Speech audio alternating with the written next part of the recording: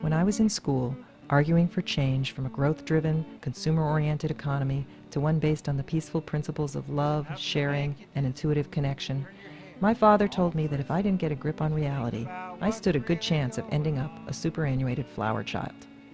Today I'm 58, and Dad's prophecy has come true. I'm definitely an old hippie. In these last 40 very odd years, I've married twice, born and raised 2 children who are now adults in their own right, and helped build a business or 2. Along my path to becoming a reporter for a small rural newspaper and website, I've been a writer, a designer, an editor, a researcher, a photographer, and even a coordinator for a national presidential campaign. Like many of my peers, I've been a lot of things, but I've never stopped believing in the principles of love, sharing, and intuitive connection. The 1969 edition of the American Heritage Dictionary defines a hippie as a member of a loosely knit, nonconformist group, especially one that rejects conventional social mores. Wikipedia says the hippie subculture began as a youth movement during the mid-60s and remains evident in 2011. The word hippie, Wikipedia says, means one who is aware. My quest is to find out what that awareness has meant to those who embraced it and to society as a whole. Is the legacy of my generation to be found in adherence to countercultural values that continue to create radical and valuable change, or are we stuck in a hazy nostalgia of psychedelic rock and sexual revolution? Did our opposition to the Vietnam War change the way humans interact on a global level? And were drugs such as marijuana, LSD, and magic mushrooms important stepping stones to alternative states of consciousness, or were they simply a psychic playground from which we, and perhaps our children, don't wish to grow up? My Kickstarter project is to reach out to old hippies and find out who they were in the 60s and 70s, what paths they've taken, and where they are now. What connections have they made, kept, or abandoned? And what do they hope to leave behind?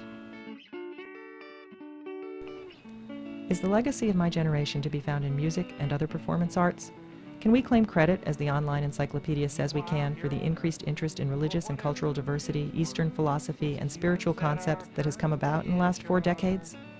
Are we responsible for efforts to control environmental degradation, or did we just create a new product line?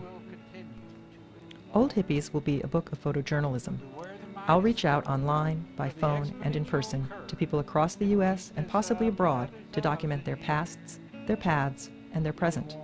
By helping them tell their stories, I hope to learn more about who I am, what value I've created in the world, and what stories will be left behind when I die. Using Kickstarter's unique funding mechanism, I hope to create a lasting physical record, something that your great-grandchild or mine might find in a dusty attic years from now. Printed books provide access to information without the mediation of technological tools. Your financial contribution will help preserve the words and images that tell this story and make them accessible to future generations. Contributions beyond my funding goal will be used to help me spend more time with the subjects of my research and expand its geographic area. Please check out the rewards I'm offering and make a donation to help me find, travel to, and meet with old hippies. Thank you very much, and thanks to Kickstarter for this great way to bring people, projects, and ideas together.